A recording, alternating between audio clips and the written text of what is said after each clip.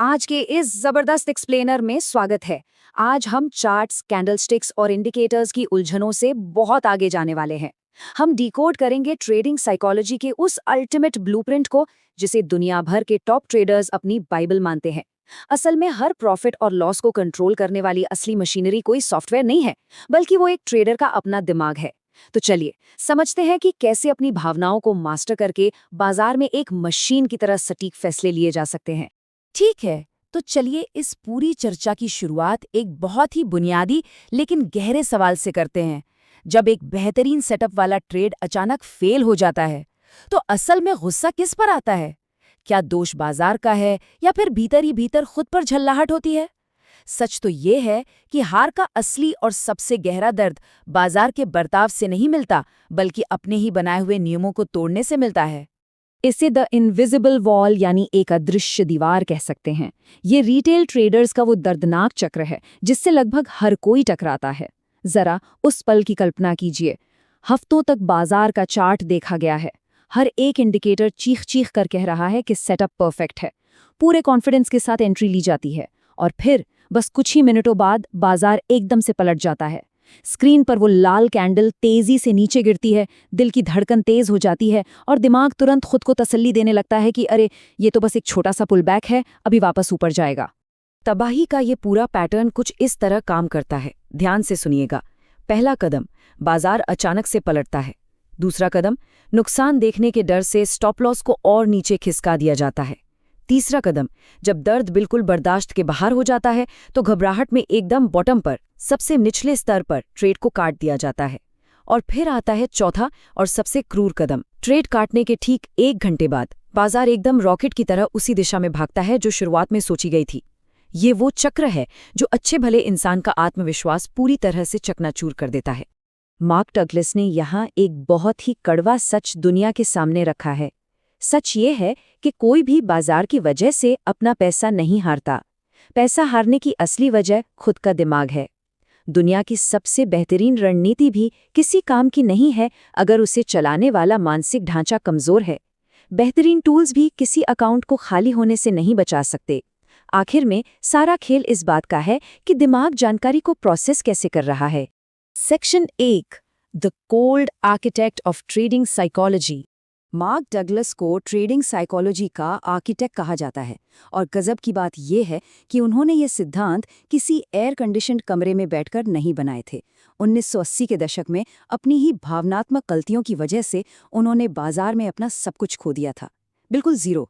उस तबाही ने उन्हें यह सोचने पर मजबूर कर दिया कि असली खराबी चार्ट्स में नहीं बल्कि अपने खुद के आंतरिक सॉफ्टवेयर में थी। रणनीति तो बस एक एज या बढ़त देती है, लेकिन मनोविज्ञान वो असली इंजन है जो उस रणनीति को लागू करता है। अगर दिमाग अनुशासित नहीं है तो 90% एक्यूरेसी वाली रणनीति भी पूरी तरह से बर्बाद कर सकती है। पारंपरिक दुनिया और ट्रेडिंग की दुनिया में जमीन आसमान का फर्क है। बचपन से हमें क्या सिखाया जाता है? यही ना कि नियम मानो, कड़ी मेहनत करो तो सफलता पक्की है। लेकिन मार्केट में कोई नियम नहीं है, कोई बॉस नहीं है। ये पूरी तरह से एक वाइल्ड वेस्ट है।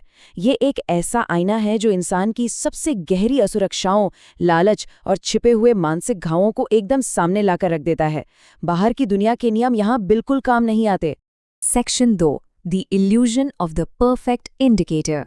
तो सबसे क्रूशियल पॉइंट ये है, लाखों रिटेल ट्रेडर्स एक बहुत ही खतरनाक भ्रम में जी रहे हैं। वो दिन रात परफेक्ट इंडिकेटर या एक जादुई होली ग्रेल की तलाश में रहते हैं। एक नौसिखिया ट्रेडर हमेशा यही मानता है कि सही एनालिसिस से रिस्क को जीरो किया जा सकता है। लेकिन प्रोफेशनल ट्रेडर्स की सच्चाई बिल्कुल अलग है। वो जानते हैं कि कोई भी मैथ का फॉर्मूला दुनिया भर के लाखों लोगों के डरे हुए या लालची फैसलों की सटीक भविष्यवाणी कर ही नहीं सकता। दिग्गज लोग अनिश्चितता को कैसे हैंडल करते हैं, ये देखना बहुत दिलचस्प है।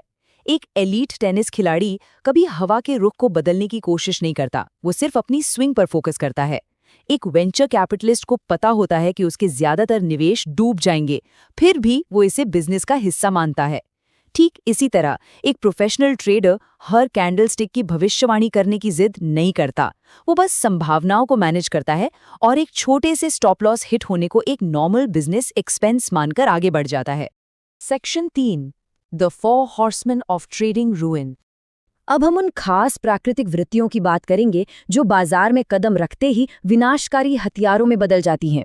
ये हैं ट्रेडिंग के 4 हॉर्समैन। हारने का डर, फोमो यानी पीछे छूट जाने का डर, लालच और रिवेंज ट्रेडिंग। मजे की बात यह है कि ये कोई मनोवैज्ञानिक बीमारियां नहीं है, ये एकदम नॉर्मल इंसानी फितरत हैं। इंसान का दिमाग ऐसे ही काम करता है, लेकिन एक एलीट ट्रेडर बनने के लिए अपनी ही इस प्रोग्रामिंग को पूरी तरह से हैक करना पड़ता है। चलिए सबसे पहले हारने के डर को समझते हैं। इंसान का दिमाग किसी भी वित्तीय नुकसान को बिल्कुल एक शारीरिक खतरे की तरह ट्रीट करता है। ये ठीक वैसा ही है जैसे अंधेरे में पड़ी किसी रस्सी को सांप समझ लेना और जान बचाने के लिए पीछे उछल जाना। बाजार में जब जरा सा भी लॉस दिखता है तो दिमाग खतरे का अलार्म बजा देता है। इसी पैनिक में लोग समय से पहले ट्रेड काट देते हैं और फिर चार्ट को अपनी ही तय की गई दिशा में उड़ता हुआ देखकर जो मानसिक चोट लगती है वो पैसों के नुकसान से कहीं ज्यादा दर्दनाक होती है। और फोमो, ये तो सच में एक अलग ही लेवल का टॉर्चर है। दूसरों को पैसा बनाते हुए देखने की मानसिक पीड़ा, ये तार्किक सोच को इस कदर दरकिनार कर देता है कि पूछिए मत। सोचिए, एक बहुत ही बकवास नाइट क्लब है, लेकिन बाहर भारी भीड़ है। सिर्फ इसीलिए क्योंकि सबको लग रहा है कि वो कुछ मिस कर रहे हैं, लोग अंदर जाने के लिए मुंह मांगी कीमत दे देते हैं। ट्रेडिंग में भी ठीक यही होता है। एक भागते हुए एसेट को टॉप पर खरीदना सिर्फ इसलिए क्योंकि पीछे छूट जाने का डर सता रहा है, अक्सर बर्बादी का कारण बनता है। लालच को भी समझना बहुत जरूरी है। लालच सिर्फ पैसे की भूख नहीं है, ये अहंकार है। ये अपनी सीमाएं तय करने से साफ इनकार कर देना है।